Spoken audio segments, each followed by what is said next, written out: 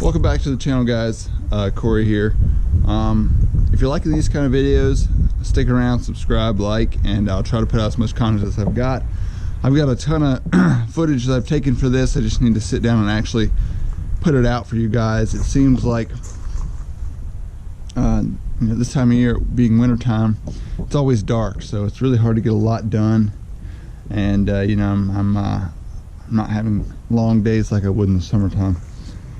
Anyway, a little update on what I got going on. I've got the I'm just going to keep on cleaning some axle parts. I've actually just it's been soaking in degreaser overnight, and then I just wire wheeled it, or I actually used a nylon brush on my drill. I'm gonna go back over it with a wire wheel now on the drill and just knock off some of that scaly rust that's on there.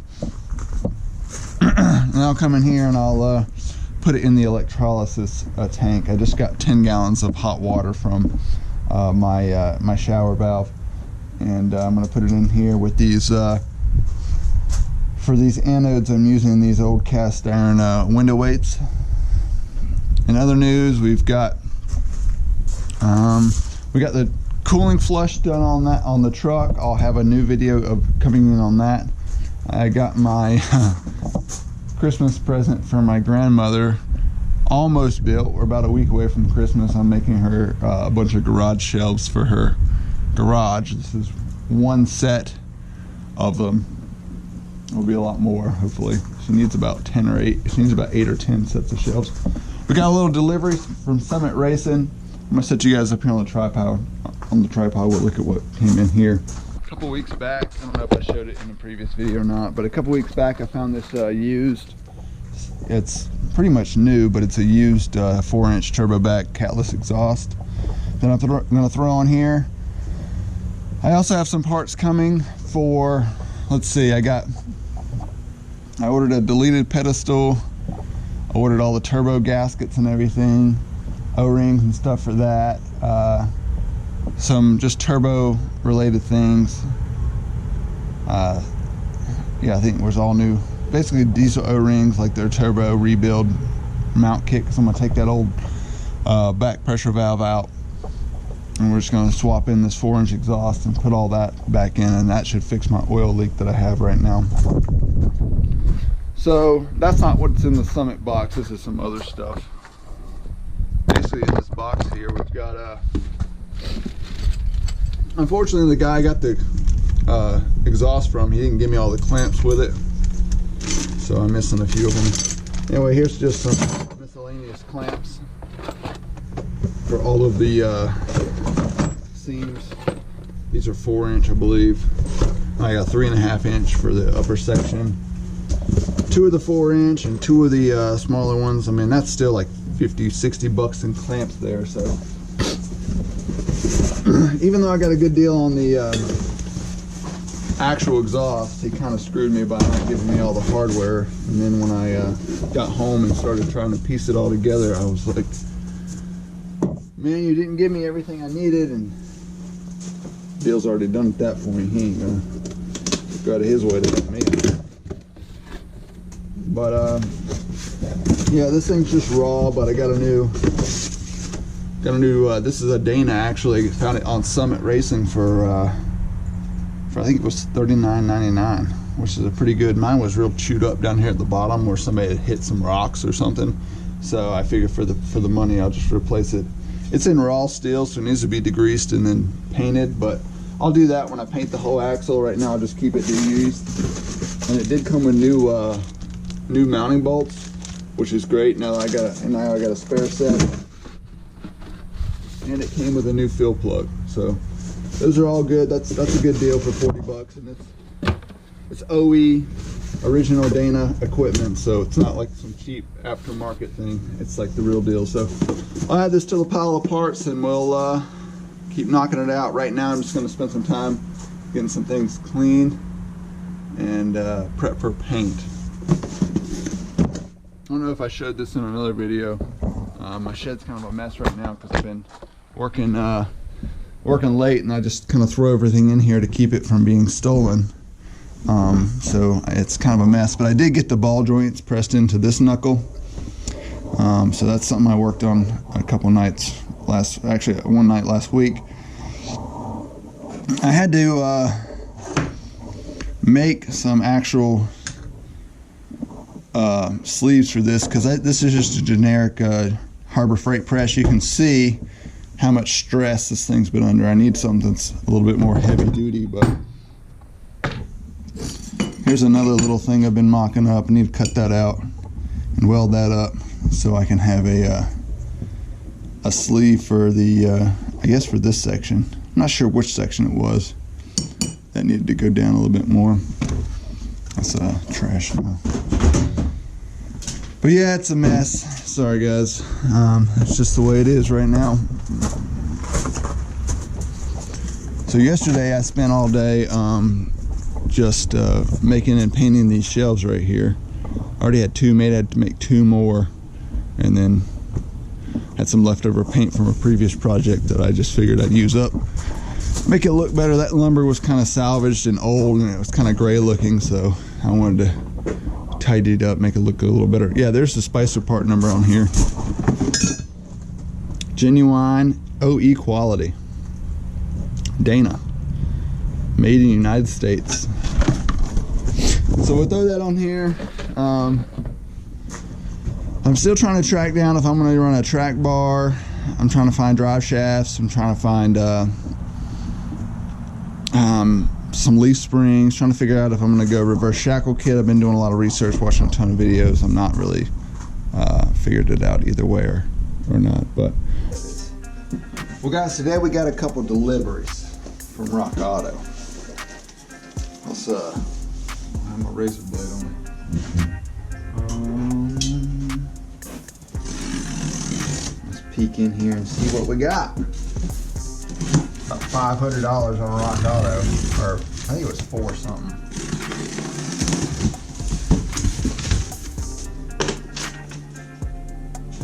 Don't tell me. Let's see here. We got some bearings. This should be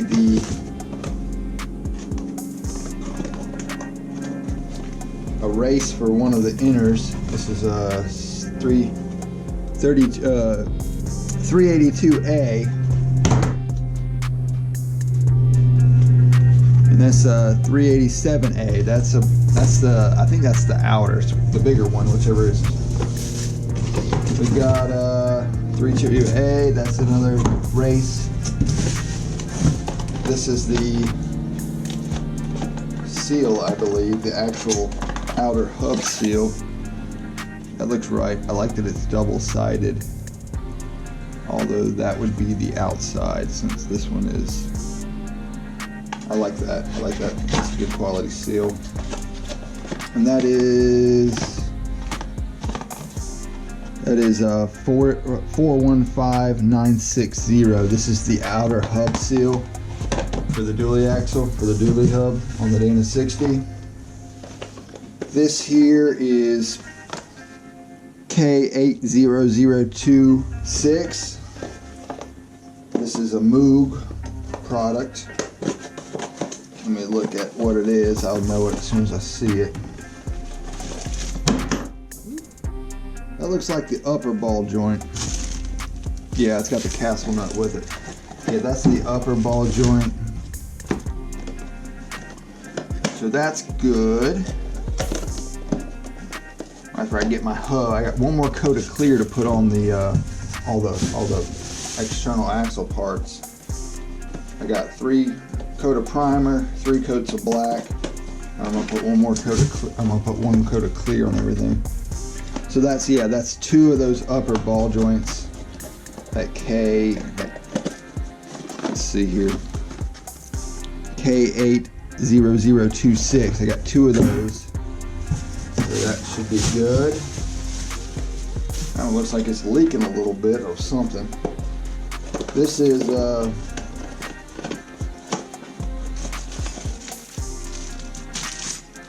this will be the lower ball joint with the snap ring in it. This looks a little used. It's got some rust on it, but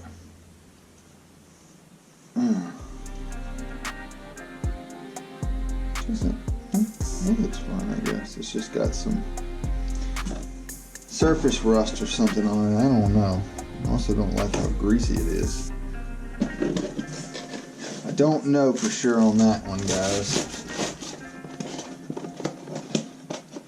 That is, let's see, part number, I have to call them and see if they can send me a replacement. That one looks a little rough. K8607T. That's the lower ball joint for the Moog parts. You know, I love Rock Auto, but I also, there's some problems with them. One of them is, you know, they're kind of one of those companies that they're hard to return to because they want to charge you like a bunch of money for shipping. For this $25 ball joint, they'll probably charge me, you know, 15 bucks to ship it back, and it's like, at that point, I'll just keep it. This is set 38. This is the outer hull bearing and race. Yeah, unlike the inners, this is sold as a set. The inners were sold as a race and bearing only. That's the only way I could find those. And then that's that'll be the other outer bearing. These are that's the spindle seal. It's kind of a hard to find seal, but I did find it. That's a Timken. Got two of those. I'm actually going to need a bearing seal set up on that, so one of those can go back. Honestly, that was about a $10 part.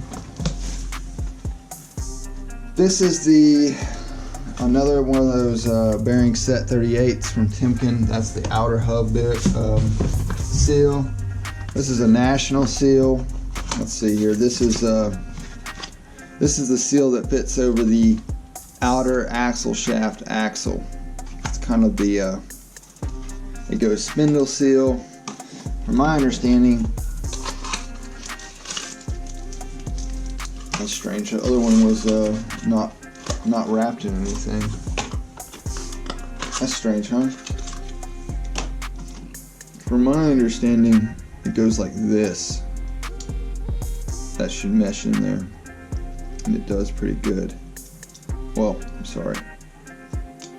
It goes like that, I think, or like that. I don't know. I'll have to look at the breakdown.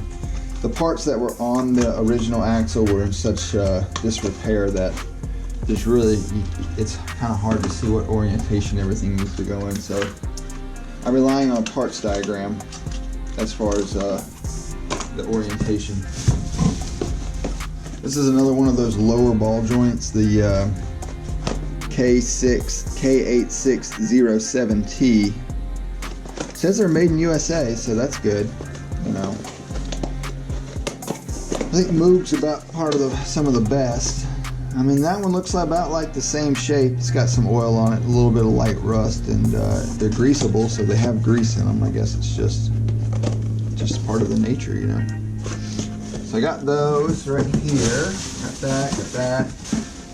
This is another outer seal, which is the 415960. And then here's another one of those axle seals, and this is the National Oil Seal 710413. And I can link all this stuff below. Of course, you got the cool Dodge Viper Rock Auto magnet. Throw that on here. Boom. So that's all for that shipment. Got another box here with some other stuff in it. Not sure what this is going to be.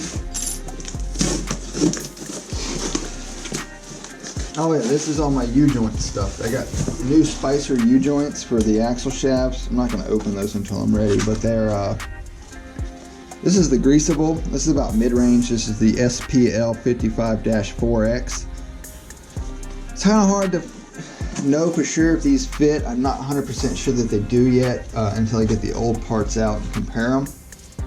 Because Rock Auto, you know, they're really hard to dial down exactly what you need unless you're looking for part numbers, which that's what I did. So they should be right. Oh yeah, there's a new axle, I guess, spindle locking nut. That's it. I got two outers. because this is the shape of the old ones. You can see somebody kind of has used a chisel on them in the past. Turns out I'm going to need a full setup for the other side because both of them are damaged, and I'll need the spindle because you'll see in another video that it was damaged as well. Another one of those U-joints. So yeah, these are like $54 a piece. So this is over $100 in U-joints right there. Let's see, I want to pull out my crate over here and get my other parts that I want to swap out while I'm doing axles and stuff. This is just to kind of rebuild the axle. That's not even considering the essential differential bearings and all that stuff. So I'll have to get in there and take care of all that. But right now it's just nice to see all the parts here for all the things that I've got torn apart right now. Like I said, I need to get a couple more of these. Like, I love this. How often do you see this these days? Made in US. I'm pretty sure everything here is made in US. Made in Taiwan. Taiwan. USA. Taiwan. So the seals are all made in Taiwan, it looks like. China. Okay. China. US. USA. I think all the moves are made in USA. Acho and, yep, made in USA. Echo and EUA. Yeah, they're all made in USA, so. Only the seals are made in Taiwan, and from what I understand, it goes the US, I think US, you know, Germany, Switzerland, all the Nordic countries, Sweden, you know, they're all much pretty on par with their standards. Then I would say comes Taiwan, Japan. I should include Japan in the first. They make really high-end stuff. So it'd be like, you know, the Western countries, U.S., Canada, the Nordic countries, the U.K., and then I would say in Japan, and below that I would say comes Taiwan. Italy makes really good stuff. It kind of just depends on what you're getting from there. And then after that, you know, it comes like China, Mexico, Brazil. Brazil's probably above China. I don't know for sure exactly. I'm just speaking in quality. Like, if you're gonna go buy tools and you can have the option of buying Taiwanese tools or Chinese tools, I would definitely buy Taiwanese tools over Chinese tools. But everything today is made in China pretty much, unless you deliberately go out of your way to make sure it's not. Like, for instance, some of my USA tools that I'm really fond of are these Bondus T-handles. They're made in USA. I've got the metric and the standard set, all the way up to 3/8 and then to 10 mil in the metric. This is actually this is not. This is an Armstrong, I think. Yeah, this is an Armstrong. They're nicer, older USA brand. You really don't see them too often in your big box stores. You kind of have to find a spot that sells that. But we can do a whole video on tools. I actually really like tools, and I'm a big collector of antique tools. Right here, for example, this is a Plum. I think it's a 3-pounder, double bit axe. Oh, it's a 4-pounder. I actually see the 4 right there. It's a 4-pounder. And then this one here, these are just some axe heads that I've been kind of thinking about restoring, and you know, I have them on the bench because I was looking them up and getting some pricing on them. But this is a True Temper. It's a Kelly Works Flint Ridge, I think, or Flint Edge, and this is a kind of like a Hudson Bay, not quite a Hudson Bay. I like the ears on it, and then it's got a nice drop tooth. You can see somebody's been pounding on the pole of the axe. It's got a couple chips in the face, but overall this is a really nice axe, pretty desirable. But I'm an axe collector. I'm a collector of pretty much anything with quality that has, you know, good roots. So anyway, I digress. I'm gonna go. I've got so kind of how I do it is I've got some bins over here, kind of those yellow top bins at the bottom there, and that's what I keep all my parts for my vehicles. Like I said, I got a couple different trucks and a couple different in the wife's car and all that stuff. So I just put a label on the bin, and then over time as I get parts, like for instance if I were to send this back and get a replacement, I probably would put the replacement instead of sending it back in that bin, and then would have an extra ball joint for down the road. It's just easier to keep it than it is to pay the shipping. So let me go over here. I'm gonna grab one of these bins, and then we'll go through and we'll pull out some of the stuff that I bought for the truck previously but haven't gotten around to installing.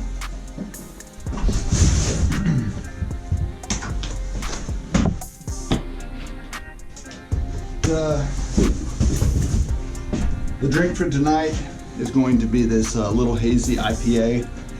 Probably drink through 2 or 3 of these before the night's over. Maybe a little bit more, who knows. So tonight, I'm just going to be going through, getting all my parts oriented. We got rain coming in the next 2 days. I'm kind of disappointed about that.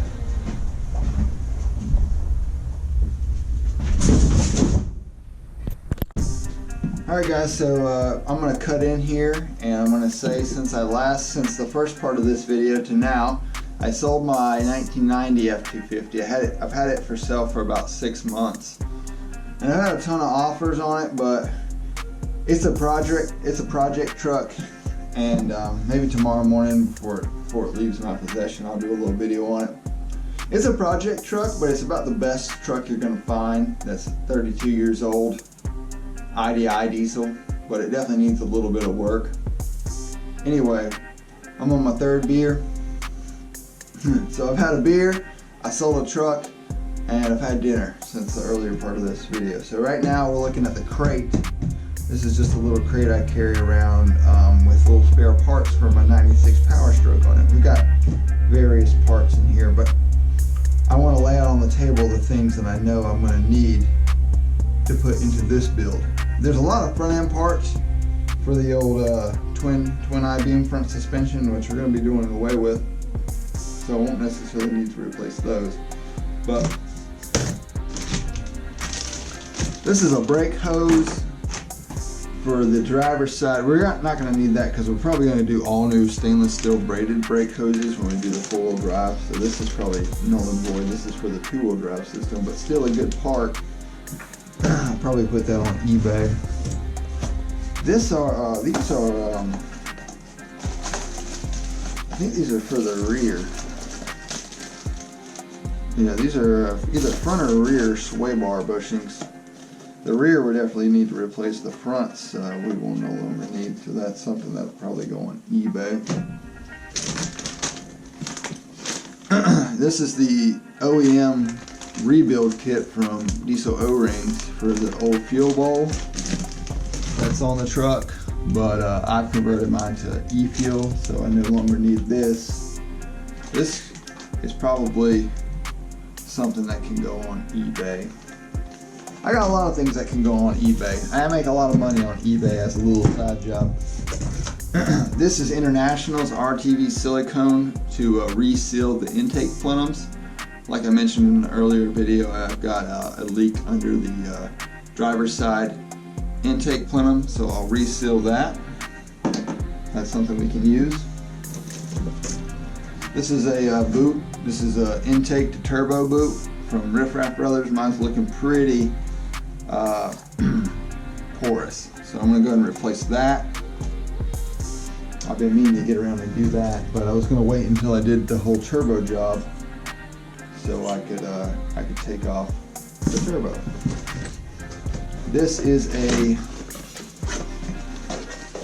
brand new fuel filter for that fuel bowl setup. I think I'm gonna put all that on eBay as a kit if somebody wants to buy it. I always keep this stuff in case I want to convert back to stock, but it's been working. I've probably got 50,000 miles on the E conversion. This is the old banjo bolt with the head. Takes the fuel back to the back of the heads. That's in good shape. That could probably be useful to somebody.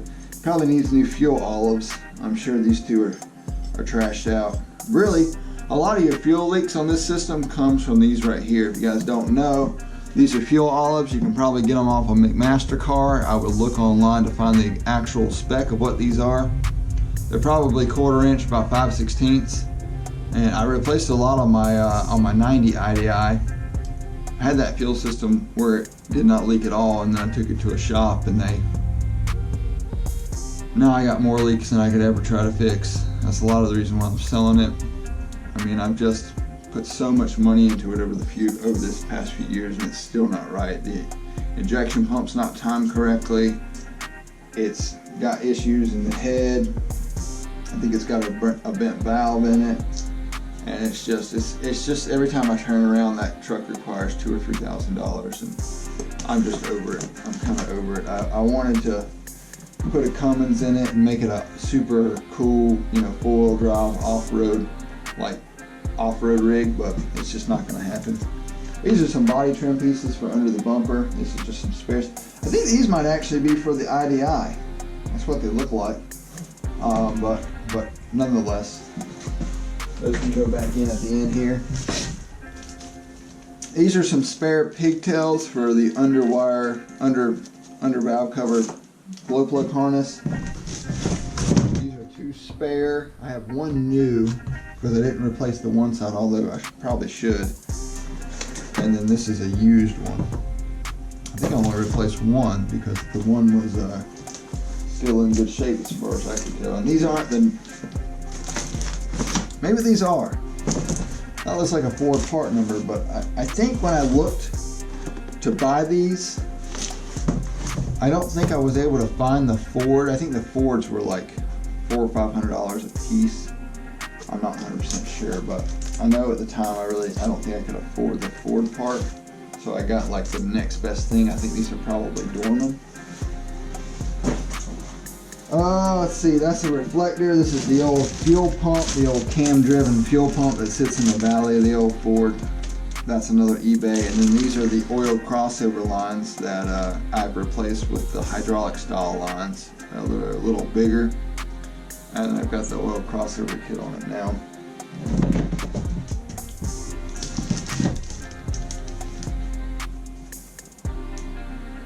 Now these are for the IDI. Pretty sure. Either that or these are bumper trims. No, this is bumper trim for 98 through, I'm sorry, a 94. I guess it'd be a 92 through 97. They're all kind of used the same bumper. If you guys don't know, let me give you a little brief history on Ford trucks. So in 1987, I'm not 100% sure on the 80s models. I know the 90s pretty well. But the 90 model had an IDI 7.3 liter. They changed, I think, to the from the 6.9 to the 7.3 naturally aspirated, and the IDI is a totally different engine than the 7.3 Power Stroke. If you don't know about them, look them up. Completely different engine. They share the same cubic inch, but that's basically it. They're all different fuel systems, different injection methods, different oil capacities, different block. I mean, they're completely different engines. But in 92, so 91, 90 and 91, that's the old flat front. A lot of people call them like bull nose or the flat nose Fords. And then in 92, they started the OBS Ford, the one with the rounded headlights. Looks a lot more modern, but still boxy. That was in 92. Now I think in 92 they went to the 7.3 liter IDI, the indirect injected diesel, but it had a turbo on it. It was like basically an aftermarket Banks kit that Ford picked up and started running as their own kit, as far as what I understand. They ran that engine in 92 and in 93. So it was the OBS kind of body style with the IDI turbocharged in it. Those trucks, they only put them out for 2 years as far as I know. And then in 94 and a half or so, I think in 94 they did the IDI for part of the year. And then somewhere in mid 94, that's where the Power Stroke, the 7.3 liter Power Stroke came out. That's the 444 cubic inch turbocharged direct injected engine came out, right? And they made that engine up until 97. Ford did not make a Power Stroke truck in 98. They did make a van. They made an E350 with a Power Stroke in it. That's a whole nother subject. And then in '99, they came out with the intercooled 7.3 liter Power Stroke diesel. That was in the newer body style, the more rounded body style. I've owned one of those. I owned a 2000 truck. I should have never sold that truck. I sold that truck and it was a 2000 model crew cab, short bed, 4x4, automatic, leather lariat model it was burgundy paint with a tan leather interior. Really good shape. I think it had like 208,000 miles on it when I sold it. I sold it for $10,000. This was like in 2010 or so. And today you couldn't replace that truck for $20,000. That truck is so desirable today, and I literally gave it away for like nothing. But that's what those trucks were going for then. They weren't that old. They weren't that desirable. They hadn't acquired like the absolute demand that they have now, where people can't buy diesels because all the new stuff's junk and it's expensive, and every time it breaks down it's $1,500. So people want these older diesels. That's why I just sold my other one, because I had it for sale at what I thought was a fair market value for what it was. And the guy contacted me and said, listen, I've had a ton of people lowball offer me, just like, I'm asking, my price, which I think, it's a little high, but it's high enough that I can come down some and still not get screwed, because every time you're selling something used, you want to come down a little bit and still be, still not, feel like you got taken advantage of. So I priced it at a price where I could come off, a little bit, some percentage, and still make out okay. And that's what I did. And I came down more than I normally would have, but this guy was a straight shooter, and he made me feel like, hey, it was a fair deal. It was fair for him and it was fair for me. I don't think anybody got taken advantage of here, and that's a good deal. Now, let's continue with this. So these are, let's see. These are Ford truck caliper boots. This is all going to be for two-wheel drive stuff. So if you guys need some two-wheel drive parts for your front end, I'm going to have this twin I-beam suspension. Now I don't know that necessarily that the suspension and the I-beams are good, because they were in that collision and they need all new bushings and everything, and they're probably just old and tired. But the calipers, the rotors, and the hubs, they're all in good shape. And the brakes, it's all new. So if you guys need that stuff, let me know. I got all this stuff. I got caliper slide boots. That's the old caliper hardware. That's some external brake drum stuff. There's a freeze plug for when I did the e-fuel conversion, because I bought an extra one. That's something that could go on eBay.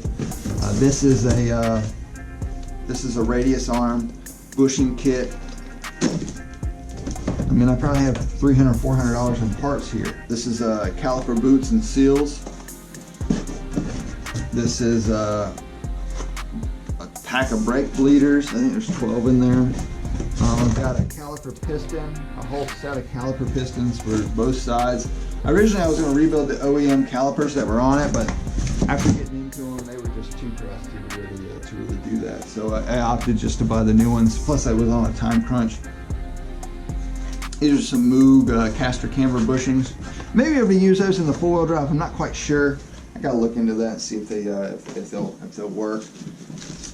So yeah, that's where I'm at right now. Just got a lot of parts, got a lot of work to do. I need some nice weather. I need to quit raining every three days. I mean, we need the rain. It's been kind of dry here in the south, but it seems to only rain on the weekends, and that's why I need to be out here working. So anyway, that's all the braking stuff. This is an old trim piece for something. I'm not sure what that's to. But I guess it needs to all go back in here so we can all mesh and be friendly. So I guess out of that whole exercise, I got the silicone, this boot, and the rear swing arm bushings.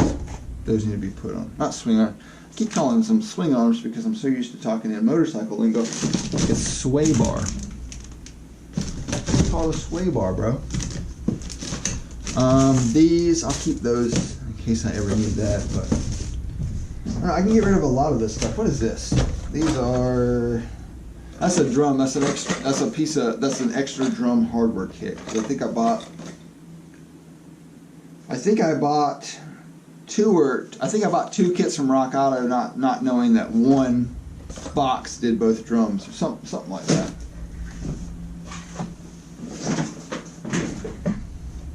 Anyway, that's that.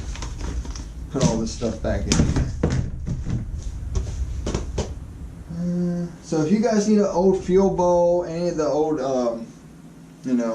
cam-driven fuel pump stuff, let me know. I'll give it to you at a reasonable price. Not trying to make any money off of it, just kind of want to give it to somebody who needs it at a fair market value. So, let me know. Anyway, that's all for tonight. It's getting kind of late. It's cold. It's getting cold out, and I'm about ready to go in and have some soup and take a shower. And we'll get out here and get after it again tomorrow. Cheers, guys. Yo, what's going on, guys? Welcome back to the channel. Corey's World. Don't say yo, what's going on? Yo, what's going on, guys? It's Corey's World. Welcome to Corey's World. Welcome back to the channel. We've got an unboxing video today. This is from Diesel O-Rings.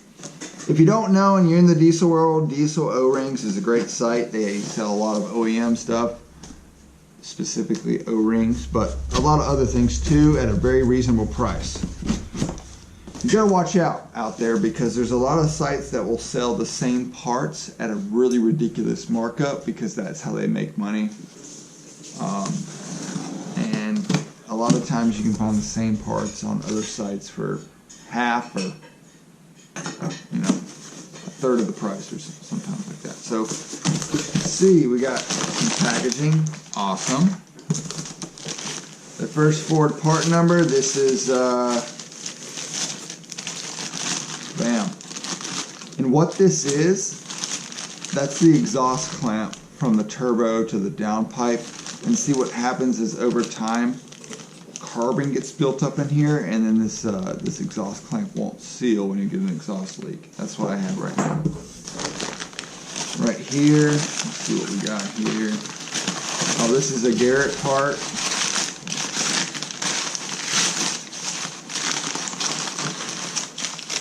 What this is this is the turbo housing to the downpipe, and this is the back pressure valve deleted part. This is an OEM Garrett part, which is great. Throw that there. Packaged really well. Good stuff. That's my my receipt with a couple stickers, all that good stuff.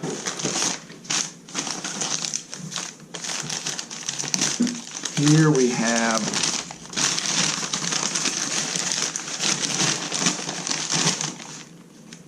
bam. This is a bolt kit. This is Diesel O-Rings turbo reinstall kit. This comes with a couple of the O-rings, the pedals to O-rings, all of the bolts to hold the turbo to the pedal stool, and all that good stuff. So I'm not really a fan of replacing bolts every time I do a job, but for the price of this, it's really worth the money to just get the new bolts, because you never know what kind of condition the old bolts are going to be in if you happen to round a head off, or if they've just been through a ton of heat cycles like a turbo bolt will be. This is really nice to have, just to alleviate any headaches you have while you're taking it off. Because if you get into the process of actually taking off your turbo and you have a broken bolt or something, and then it's another week you have to wait for parts. So that just keeps your truck, for $9 you can keep your truck from being down. This is the back pressure deleted pedestal. This right here is a really awesome part. For $117, I think is what I paid for this, somewhere around that. This alleviates all of the oil leaks you get from the factory, especially on these older engines that have a lot of hours on them. And so this, I'll reinstall the old turbo on this. That's what the new bolts are for. And then you have the new hold down bolts as well. New O-rings in this. And that should alleviate any oil leaks I have right now. So my goal is to have a truck that does not leak any oil. And on an old diesel, that's saying a whole lot. Let's see, I got something else here. This might be some more bolts.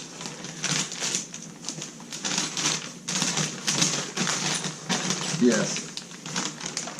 So these are more bolts. These are the turbo to pedestal bolt kit. This is what actually holds the turbo to the pedestal.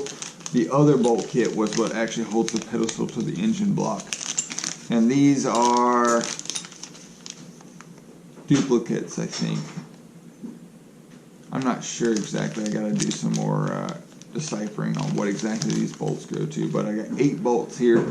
I know that it only uses 4. I think it's a little bit different. I selected 94 through 97, so I think there's a little bit of difference between the two. So they sent me 2 bolts, but 2 sets of bolts. Anyway, that is about it. Let's see. Yeah, here's that Garrett part number. Made in Mexico. What do you guys think about all of our good companies? The best you can buy is still made in Mexico. That's basically what I'm saying. I mean, but I digress. I mean, that's an argument for another video. I mean, you can't really have manufacturing in this country if you're only going to pay people 20 grand a year to go to work. So, and then charge them 15 grand a year just to have housing. Anyway, all this paper are going to the recycling, but that's another box of parts and another good amount of things to keep me busy. They'll probably sit on the shelf for a month before I actually get to use them, but yeah, I'm looking forward to this. I honestly think I've been wanting to do this install on this truck for a while now. I mean, this is a few $100s. It's not the cheapest thing to do, but if you guys, for any reason, have to remove your turbo, I would say that this is the only way to go back with it, because I've had the turbo out of this truck twice before, and for various reasons. I think I did the under valve cover wiring harness, which I had to remove the turbo for, and I also did a electric fuel conversion, which I had to remove the turbo for. And both times, both of those things kind of had me strapped for cash. I wasn't able to purchase all the parts to replace the turbo the way I'm doing now. And had I done that in the beginning, I may not experience the oil leaks that I have now. So, just something to note. Anyway, catch you later. Thanks for watching.